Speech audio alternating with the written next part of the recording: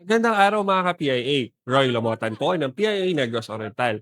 Narito ako sa Negros Oriental Convention Center sa Dumaguete City kung saan ginanap ang mass distribution of land titles para sa mga benepisyaryo ng Department of Agrarian Reform ngayong araw.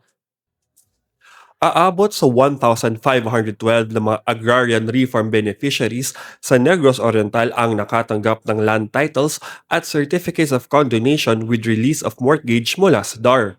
Pinangunahan ni DAR Undersecretary Rowena Niña Taduran ang pamamahagi ng mga nasabing dokumento.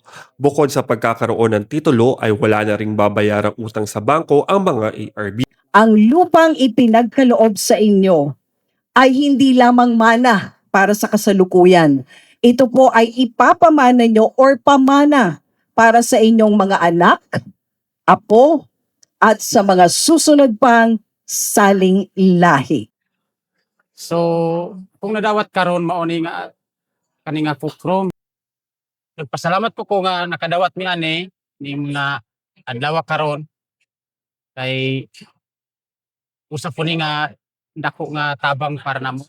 Kana nga makatipid-tipid na lang gid ko kay kana nga wala ko'y bayranan sa bangko kay gi kuha naman ni President Bongbong Marcos gihatag naman.